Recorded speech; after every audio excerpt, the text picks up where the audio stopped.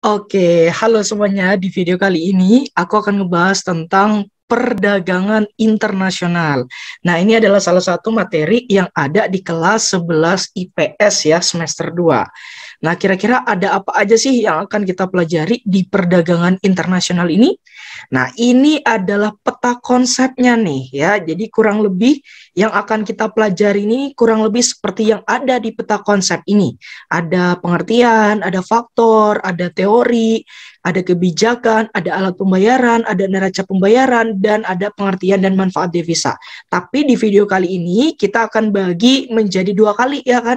Jadi hari ini kita fokusnya ke 3 ini ya. Nah, seperti apa? Kita langsung aja.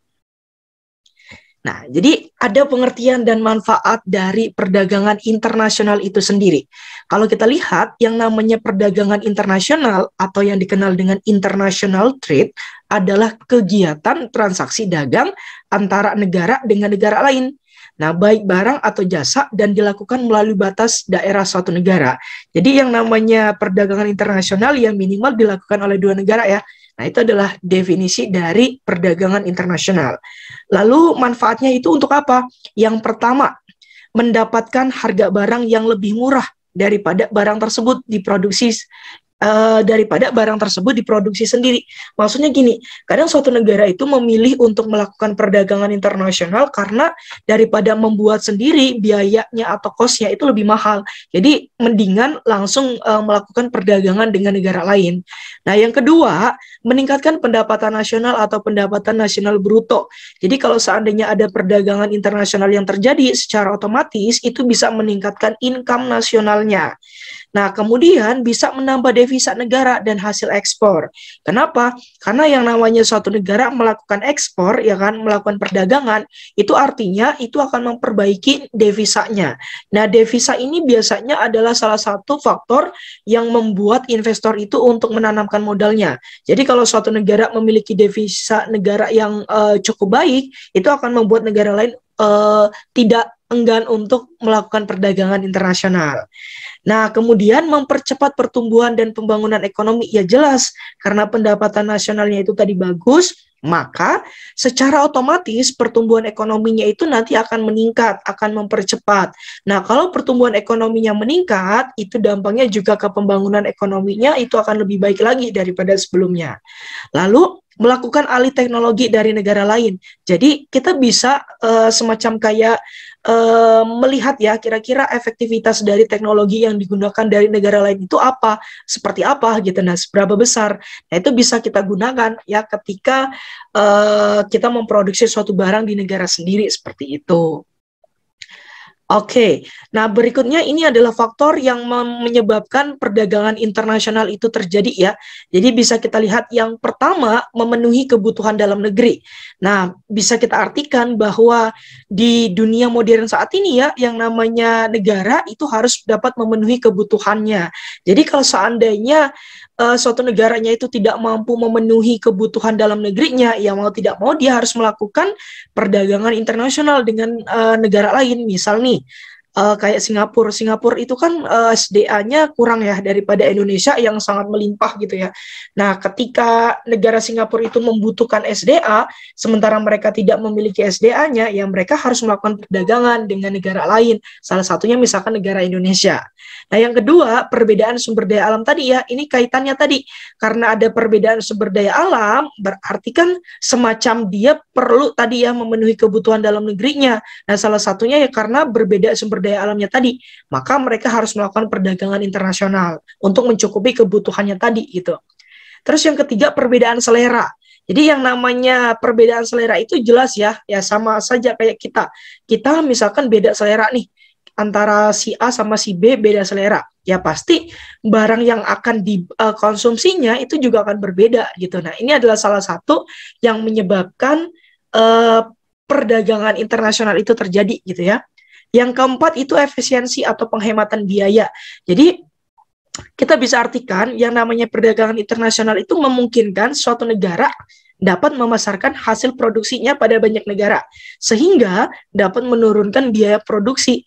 Masalah efisiensi itu juga menjadi faktor pendorong terjadinya perdagangan internasional.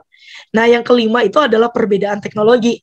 Nah, seperti yang sudah ada di slide ini ya, negara yang menggunakan teknologi yang lebih maju dapat menjual barang dengan harga yang lebih murah pada negara yang menerapkan teknologi yang lebih sederhana.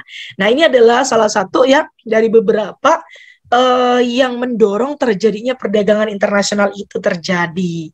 Nah, kemudian kalau kita ngomongin pendorong, artinya ada penghambatnya nih. Ya nggak? Kalau kita bicara penghambat, berarti yang pertama, tidak amannya suatu negara. Nah, jadi kalau suatu negara itu tidak aman, ya para pedagangnya itu tadi akan beralih ke negara lain. Ya nggak? Kenapa? Karena mereka akan mencari negara yang lebih aman. Nah, itu kan kayak semacam akan menghambat ya perdagangan internasional itu. Nah, yang kedua, kebijakan ekonomi pemerintah. Nah, misalnya begini, ada beberapa kebijakan ekonomi suatu negara yang menghambat kelancaran perdagangan internasional. Misalnya, pembatasan jumlah impor, pungutan biaya impor atau ekspor yang tinggi, perizinan yang berbelit-belit, dan sebagainya. Nah, itu bisa membuat perdagangan internasional itu terhambat gitu ya. Yang ketiga, tidak stabilnya kurs mata uang asing. Nah, kalau kurs mata uang asing tadi tidak stabil, itu akan membuat para importir dan eksportir kesulitan dalam menentukan harga valuta asing. Nah, kesulitan itu juga berdampak pula terhadap permintaan dan penawaran pasar. Nah, yang keempat, kondisi peperangan. Yang namanya kondisi suatu negara lagi perang, yaitu akan menghambat ya negara lain buat mau melakukan perdagangan internasional.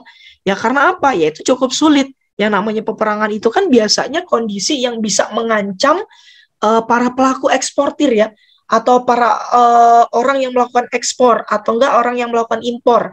Nah, itu bisa mengancam mereka, gitu. Nah, berikutnya, ini ada teori perdagangan internasional. Ada menurut Bapak Adam Smith, Bapak Ekonomi Dunia ya. Ini terkenal dengan teori keunggulan mutlaknya. Terus yang kedua, ada teori keunggulan komparatif oleh Bapak David Ricardo. Nah, yang pertama, yang namanya keunggulan mutlak itu adalah suatu negara disebut memiliki keunggulan mutlak dibandingkan negara lain jika negara tersebut mampu menghasilkan barang dan jasa lebih banyak. Artinya dari segi kuantitasnya itu lebih banyak, bisa dikatakan lebih produktif gitu ya, produktivitasnya itu lebih banyak daripada negara lain. Nah, dengan asumsi sumber daya alam yang digunakan sama. Ingat, intinya tuh sumber daya alam yang digunakan itu sama.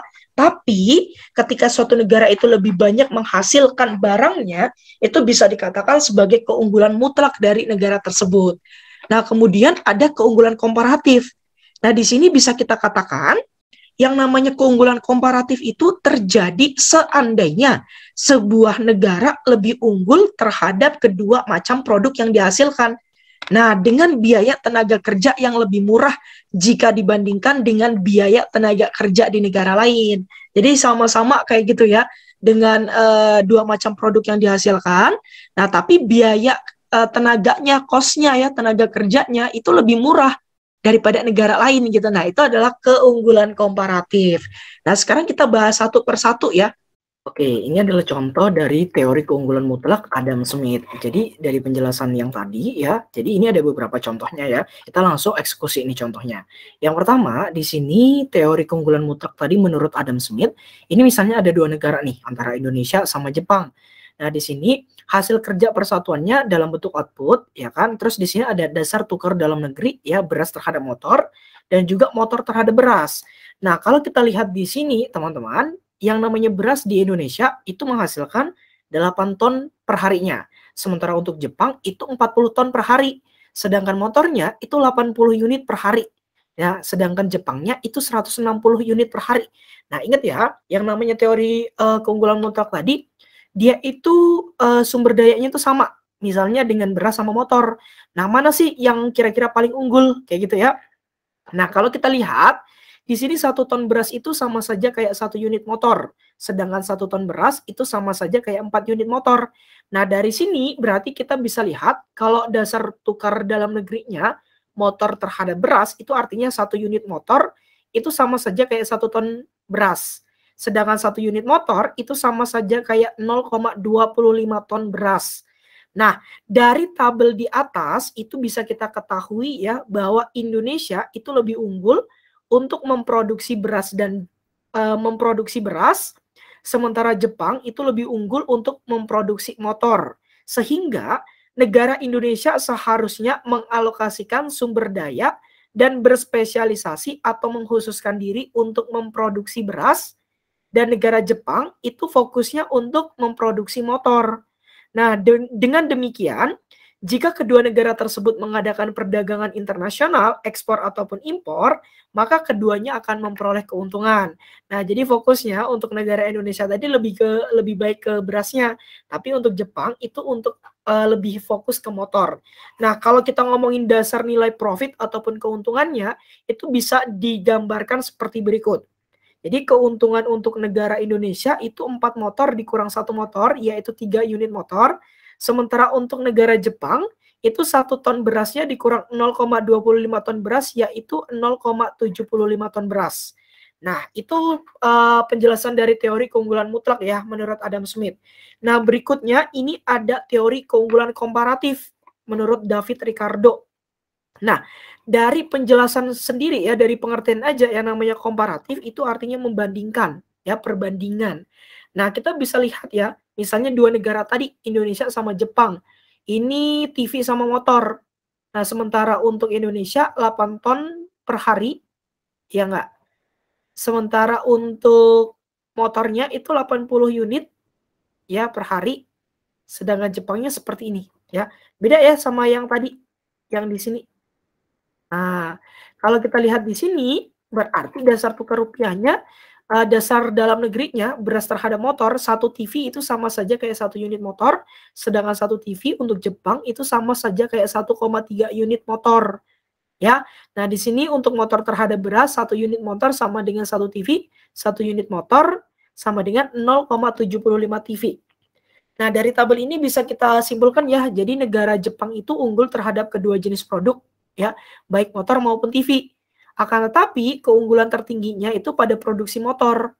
Nah, sebaliknya, negara Indonesia itu lemah terhadap kedua jenis produk, baik TV maupun motor. Tapi, kelemahan terkecilnya itu pada produksi TV. Jadi, sebaiknya negara Jepang itu berspesialisasi pada produk motor karena pengorbanannya itu hanya 0,75 TV. Sedangkan negara Indonesia itu berspesialisasi pada produk TV karena pengorbanannya hanya 1 motor. Jika kedua negara tersebut melakukan perdagangan, maka keduanya akan memperoleh keuntungan sebagai berikut. Jadi kayak keuntungan negara Indonesia itu 1,3 motor dikurang 1 motor itu berarti 0,3 motor. Nah, berarti untuk keuntungan Jepang 1 TV dikurang 0,75 TV. Nah, itu 0,25 TV. Ya di sini ya, ini tadi ya. Nah, ini nanti pengurangnya dari sini. Nah, jadi kurang lebih seperti itu ya untuk teori keunggulan komparatif sama mutlak tadi. Nah, untuk video berikutnya di sesi kedua nanti itu adalah kelanjutan dari materi perdagangan internasional ini. So, buat teman-teman semuanya jangan lupa buat subscribe channel YouTube ini biar manfaatnya itu lebih terasa lagi ya. Jadi lebih semangat lagi untuk bikin video-video pembelajaran ekonomi berikutnya. Jangan lupa untuk like, share, komen video ini. Semoga video ini selalu bermanfaat untuk kita semuanya. Oke, see you di video berikutnya. Bye-bye.